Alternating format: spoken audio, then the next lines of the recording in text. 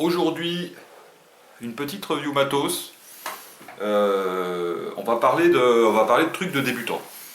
Enfin, trucs de débutants. On va parler de. Je sais pas si on peut vraiment parler de choses de débutants. On va parler d'une marque qui s'appelle Vaponly. Vaponly, c'est encore une marque chinoise qui fait des petites batteries style. Comment on pourrait appeler ça? Style spinner V2, là, les grandes qui faisaient 1600 mAh. Il nous avait sorti un truc qui ressemblait à ça l'an dernier. Donc une batterie de ce style-là. Qui reste assez... voilà, c'est spécial quand même à voir. Alors donc il nous avait sorti ça l'an dernier. Cette petite batterie variable là avec un bouton qui tourne là, qui montait jusqu'à une vingtaine de watts. Bon alors après ça plaît ou ça plaît pas. Ils avaient sorti ça, donc c'était juste, juste la batterie. Et là, ils ont sorti un autre truc qui s'appelle... Donc celle-là, elle s'appelait... Je ne me rappelle même plus le nom d'ailleurs. Elle s'appelait... Ares. Donc ils avaient sorti ça. Et leur nouvelle batterie, en fait, c'est celle-là. C'est l'Aura Mini. Alors, quand ils nous la décrivent, elle est pleine de... Enfin, ils en disent du bien, hein, ils ne vont pas en dire du mal, c'est du matos à eux. Donc du coup, j'ai accepté de la tester, parce que comme il en faut pour tout le monde, et puis que, ma foi, ces trucs-là, je vais pas dire que c'est TPD ready, mais parce que quoi qu'il arrive, il faut remplir le tank, et si on remplit le tank, c'est plus anti-fuite, c'est plus anti-goutte. Mais ils la vendent en tant que produit anti-fuite, avec un système ici, soi-disant innovant, pour avoir c'est un anti-retour, hein, pour pas se prendre de gouttes dans la gueule. Ça marche pas parce que j'ai essayé, et puis le fait de la laisser un petit peu à l'horizontale comme ça quelques jours, je la reprends, j'appuie dessus, paf, je me suis pris une giclée de trucs dans la gueule, donc c'est pas forcément très efficace. Bon, bref. Donc on va passer en gros plan, on va détailler cette petite batterie, et puis on va voir ce que ça donne. Au passage, voilà, joli petit t-shirt G que j'avais gagné à un concours, trop bien. On passe en gros plan et on détaille ça tout de suite. Alors, cette Aura, elle est livrée là-dedans. Allez, on ouvre la boîte. C'est les petites boîtes avec dedans la batterie en elle-même, avec l'atomiseur. À l'intérieur, on va avoir, je continue de déballer, le petit manuel qui va être en anglais, qui va être en anglais et qui va être en chinois. On s'en fout. Et en dessous, le reste de la boîte avec le chargeur USB. On va retrouver ici. Comme ça. Voilà. Micro USB, apparemment il a l'air de faire 1,5 km de long celui-là. C'est cool. Ça va me servir pour recharger un portable et puis de pouvoir en servir en même temps. Et deux petites résistances. Voilà. On va commencer par regarder les résistances, puis une poignée de joints, je rechange. On va commencer par regarder les résistances. Alors les résistances, je vais vous faire déjà le topo sur, la batterie en elle-même. Donc elle s'appelle donc l'Aura Mini, voilà, de chez Vaponly. Elle fait 16,8 de diamètre, donc c'est une dimension un peu bâtarde. Donc tout ne s'adaptera pas complètement flush dessus là, à ce niveau là. Elle fait 15 cm de long, ça va être une batterie donc, qui fait 4V2 et puis qui va se couper à 3V3 pour des raisons de sécurité, pour éviter d'endommager la batterie en elle-même. Elle fait 1450 mAh, c'est pas énorme 1450, disons que pour quelqu'un qui fume un paquet de clopes par jour, ça peut faire assez léger. On voit le trou de dégazage au fond là. L'atomiseur en lui-même, donc cet ato là, il fait 2 ml. Alors quand on voit la taille de l'ato, quand on le démonte comme ça, on se dit merde, 2 ml, ça fait un peu léger. Mais en fait ça fait bien que 2 ml, hein. Pas plus. Et les résistances 0,33 ou 0,5, voilà. Et il est en stainless steel, hein, tout le merdier là. Et je crois qu'il y a des pièces qui sont en laiton recouvert de chrome, si je ne m'abuse. Voilà, pour allumer cette batterie, ça va être classique, ça va être un peu comme sur n'importe quel produit de ce genre. Enlever ça là, ça fait moche. On va appuyer 5 fois. Ça se met à clignoter, vous voyez là ça clignote 5 fois rouge. Et quand on appuie et que c'est blanc, quand on voit bien sûr, là je viens de l'éteindre en fait. Je la rallume.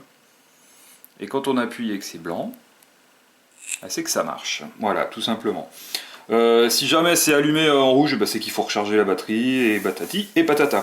On va avoir un cut-off comme sur toutes les batteries à peu près. Le cut-off de cette batterie, il sera à 10 secondes. Ça, je répète, pour ceux qui ne savent pas ce que c'est qu'un cut-off. Si malencontreusement vous laissez le doigt appuyé sur le bouton, ou si vous mettez votre batterie dans votre sac et que ça fait fire pendant que vous en rendez pas compte, au bout de 10 secondes, ça coupera automatiquement. En 10 secondes, on a le temps de faire bien chauffer la résistance déjà, hein. Donc faut éviter, éteignez-la si vous la mettez dans votre sac, tout simplement. Voilà. Le remplissage de cet ato va se faire par le dessus. Donc à l'ancienne, j'ai envie de dire. Les résistances à l'intérieur, donc c'est des dual coils. Je vais en ouvrir une pour vous montrer. Hop, alors. Donc celle-ci, elle fait 0,5 ohms. Voilà. C'est du dual coil. Donc on voit les arrivées de liquide. 1, 2, il y en a 4. 3, 4. La résistance en elle-même, dans le dessus, j'ai envie de dire, rien de nouveau sous le soleil. Voilà.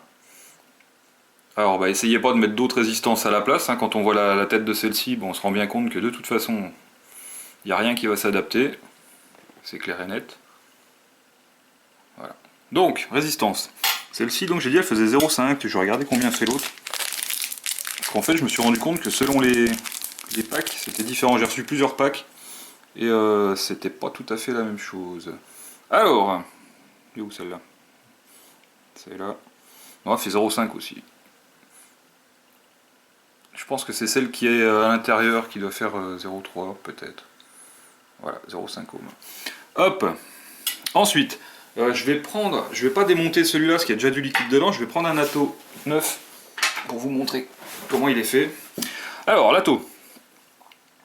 Et il est comme ça, tout simplement. Alors apparemment, ça peut pas fuir par ici, selon leur dire, puisqu'on le remplit par le dessus. Bon. Du coup, ça peut peut-être fuir par le dessus.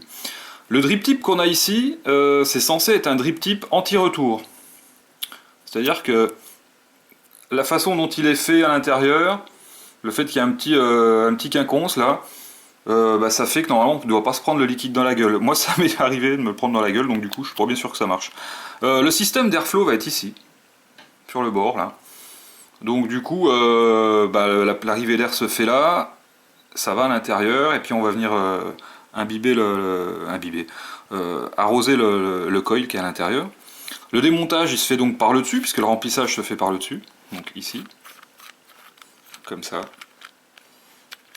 Hop, là donc on voit qu'il y a des joints. Hein. À l'intérieur il y a chi, il n'y a que dalle, il n'y a rien, il y a nada au walou. Donc on voit le fond direct. Hein. Hop. Donc on voit bien qu'il n'y a rien du tout au fond. Et puis la résistance en fait elle va venir se visser directement ici. Et puis comme ça on voit que ça va être directement dans notre boubouche. La résistance donc on la prend comme ça. Elle est filetée à l'intérieur, ici. Et du coup elle vient se visser là. Crac. Et du coup après on vient replacer ça à l'intérieur une fois qu'on a mis son liquide. Alors attention au remplissage, quand on va venir remplir en liquide, on ne met pas plus haut que la fenêtre ici. C'est-à-dire qu'on voit la longueur du tank là. En fait on va mettre du liquide jusque là, maximum, pour que bien sûr une fois qu'on vient remettre ça dedans, on est bien d'accord, hein, si on remet ça dedans, ça fait plus de volume et ça fait fuir, ça fait déborder l'atomiseur. Bon, voilà. Donc on voit bien le système, là, qui est un système à eux apparemment. Donc ça se leur visse comme ça. Et une fois que c'est vissé, attendez bien quand même que ça soit imbibé. Que ça soit imbibé parce que sinon c'est pas très bon dans la bouche avec les résistances cramées. J'ai testé pour vous, c'est pas très bon. Voilà. Ensuite, quoi dire d'autre? Et bah pas grand chose. Le port USB qui est ici hein, pour le rechargement, donc vous allez la recharger en USB, vous pouvez vapoter pendant que ça charge. C'est bizarre qu'il nous l'ait claqué là, hein, à l'inverse du petit bouton là. Ça veut dire que quand vous vapotez, bah, vous avez le fil qui est juste derrière là au lieu d'être là. Ouais, ils font ça comme ils veulent. Hein. Pour une fois, souvent on dit que c'est chiant d'avoir un matos avec l'USB au cul, parce qu'on peut pas le poser. Là j'aurais presque préféré que l'USB soit ici, pour pouvoir vapoter en même temps que ça charge, et en ayant la continuité du truc. Bon bref, ça après c'est considération personnelle, et vous allez me dire que vous vous en tapez, et vous avez bien raison. Voilà, bah écoutez, en gros plan, hein, je pense que j'en ai fait le tour. C'est pas non plus un truc super technique pour lequel il faut faire des plombes et des plombes de vidéo. Je vais repasser en plan large, je vais vapoter un petit coup avec, pour vous donner mon ressenti, et puis je vous quitterai sur la pointe des pieds comme d'hab. Et à tout de suite. Bon, alors concrètement, comment ça marche? Est-ce que j'ai du liquide dedans déjà? Parce que du coup, vu que je fais 50 trucs en même temps, c'est le meilleur moyen pour faire de la merde. J'ai pris lequel là? Bougez pas. Hein. Je fasse pas limpe, parce que je me crame pas les poumons dès le matin comme ça au réveil. Voilà. Je vais mettre un petit coup de liquide dedans, parce que je vous ai pas montré comment on faisait du coup. Je vais en rajouter un poil, je vais mettre un truc au hasard. Peu importe. Donc, à l'endroit. Hein.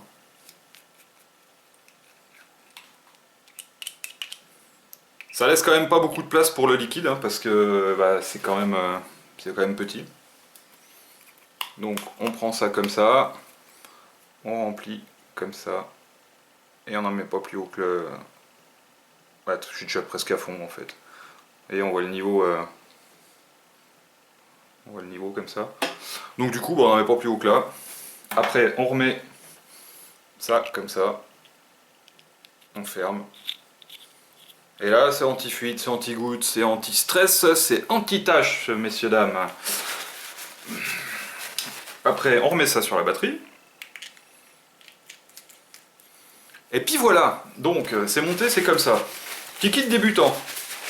Sachant que si ce drip tip super moche là il vous plaît pas, vous pouvez mettre un petit drip tip sexy comme ça, le petit drip tip sexy à Guillaume. Du coup ça finit tout de suite le setup, c'est tout de suite beaucoup plus joli. Là je vais quand même vaper avec ce qui était livré avec. Donc on appuie pour vapoter. Un peu de bruit quand même. Hein.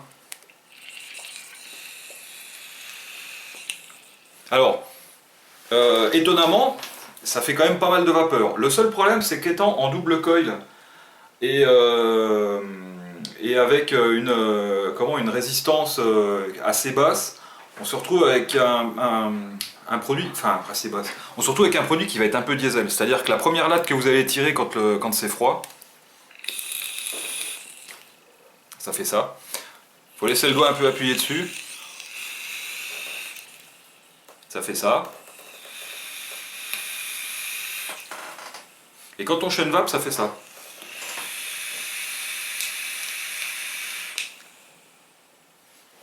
Alors ça aurait tendance quand même à faire de la grosse vapeur. Pour un petit produit comme ça. Là j'ai le bouton qui est bloqué là. Mauvais point. C'est la première fois que ça m'arrive. Hein. Donc, alors, faites gaffe, le bouton peut se bloquer. Ça aurait tendance à faire de la grosse vapeur quand même. Pour peu qu'on chaîne vape.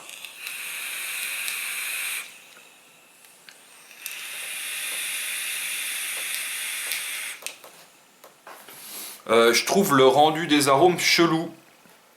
J'ai un goût de résistance, j'ai un goût de je sais pas quoi. Les premiers tests que j'ai fait, en fait, j'ai pensé que j'avais un peu trop, j'avais pas assez laissé imbiber la résistance, alors que je fais comme à chaque fois. Des résistances de BVC et BDC, j'en change 50 par jour au boulot, donc en règle générale, je les crame pas quoi. Donc là, j'avais l'impression d'avoir laissé cramer la résistance. J'ai insisté un petit peu, j'ai vu que c'était pas bon, j'ai changé, j'en ai remis une autre. J'ai eu plus ou moins la même chose, c'est pas terrible au niveau des saveurs. Dès qu'on arrête de chaîne vapée, eh ben, on galère un petit peu pour récupérer le volume qu'on aimerait avoir, enfin que moi j'aimerais avoir. Après, une fois que c'est reparti, c'est parti. Le problème qu'on risque d'avoir, comme ça fait 1450 mAh, on va se retrouver avec quelque chose avec une autonomie super moyenne, avec des résistances à 0,5. On va descendre la batterie en un rien de temps. Donc je sais pas. Je sais pas trop, je suis assez mitigé sur ce produit. Pour quelqu'un qui fume, une dizaine de clopes par jour, on va dire, allez, ça peut être un bon produit d'appel parce que ça fait quand même une production de vapeur qui est sympa. On est un peu sur on est un peu sur le délire d'une Ego One. Même pas parce que l'airflow est pas réglable. Je trouve l'airflow sympa en fait. On est ni trop ni trop peu en fait quand on est avec ce produit là. Là la vape est froide quand je le mets en route. Et dès qu'on a tiré quelques lattes, la vape elle devient plus tiède et du coup elle est plus sympa pour moi. Mais donc j'ai ce côté contraignant, un petit peu embêtant du fait qu'il faille tirer 3 lattes avant que ça soit agréable. Pour moi, alors pour quelqu'un qui débute, peut-être que ça peut être sympa dès le début. Donc à voir.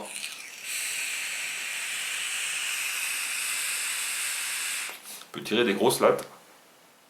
Ça fait quand même du volume hein, pour une petite merdouille comme ça. Hein.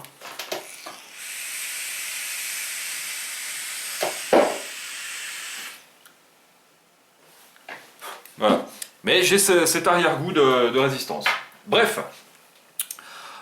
C'était donc... comment qu'elle s'appelle celle-là, j'ai dit j'ai déjà bouffé le nom, putain. L'Aura Mini.